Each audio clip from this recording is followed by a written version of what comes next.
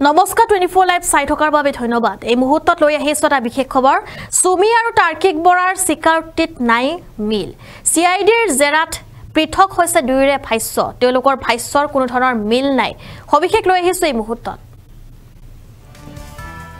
Marathon জেৰাৰ সন্মুখীন সুমি আৰু তাৰ্কিক আৰু ডিব্ৰুগড় সদৰ থানাত সুমি তাৰ্কিকক জেৰা চলোৱা হৈছে। সুমি তাৰ্কিকৰ স্বীকাৰোক্তিত কোনো ধৰণৰ মিল নাই বুলি জানিব পৰা গৈছে। তেওঁলোকৰ স্বীকাৰোক্তিত কোনো ধৰণৰ মিল নাই। সিআইডিৰ জেৰাত পৃথক দুয়োৰে ভাষ্য পৃথক। সিআইডিৰ জেৰাত কোনো ধৰণৰ মিল নাই বুলি তেওঁলোকৰ ভাষ্যত জানিব পৰা গৈছে। ইতিমধ্যে ভাতৃ অম্লান আৰু তাৰ্কিকৰো ভাষ্যত কোনো ধৰণৰ মিল নাই বুলি জানিব পৰা গৈছে।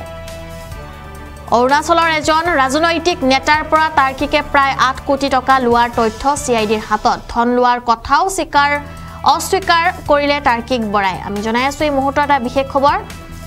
ট্ৰেডিং কেলেংকাৰীৰ নতুন দিশ উন্মোচনৰ বাবে এতিয়া চেষ্টা অব্যাহত ৰাখিছে আৰক্ষীয়ে। জেৰাত মুখ খুলিছে সুমি আৰু তাৰ্কিকে। আৰু সুমি তাৰ্কিকে প্ৰদান কৰা তথ্যৰ ভিত্তিতেই এই কেলেংকাৰীৰ বহু গোপন অধ্যায় এতিয়া খোল খাব বুলি আশা কৰা হৈছে।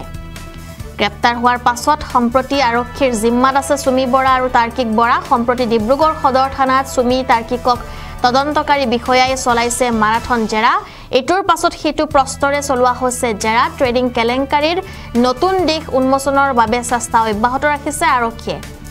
জেৰাত মুখ খুলিছে সুমি আৰু তাৰ্কিকে। আৰু সুমি তাৰ্কিকে প্ৰদান কৰা তথ্যৰ ভিত্তিতেই এই কেলেংকাৰীৰ বহু গোপন অধ্যায় খোল খাব বুলি এতিয়া আশা কৰা হৈছে। কিন্তু কেইবাগৰাকীও আৰক্ষী বিষয়াই জেৰা কৰা সুমি তাৰ্কিকৰ স্বীকাৰোক্তিত নাই মিল। সিআইডিৰ জেৰাত পৃথক দুয়োৰে ভাষ্য।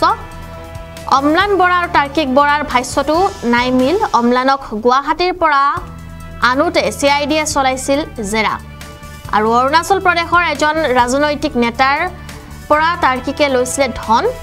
প্ৰায় 8 কোটি টকা তাৰ্কিকে লোৱাৰ তথ্য লাভ কৰিছে সিআইডি। কিন্তু সেই কথা মানি লোৱা নাই এতিয়া তাৰ্কিকে। অৱশ্যে ধন লোৱা কথা অস্বীকাৰ কৰিছে তাৰ্কিক বৰাই। এতিয়া সিআইডিৰ তদন্তই সমগ্ৰ প্ৰতিক্ৰিয়া কি ধৰণে গতি প্ৰদান কৰিব সেয়া হ'ব এতিয়া লক্ষণীয় বিষয়। কিয়নো সুমি বৰা আৰু তাৰ্কিক বৰাৰ যি ঘটনা, সেই ঘটনা এতিয়া সমগ্ৰ ৰাজ্যতে এটা চৰ্চাৰ বিষয় হৈ পৰিছে। আৰু গ্ৰেপ্তাৰ হোৱাৰ পাছতে এতিয়া সম্প্ৰতি আৰক্ষীৰ জিম্মাত আছে সুমি বৰা আৰু তাৰ্কিক বৰা।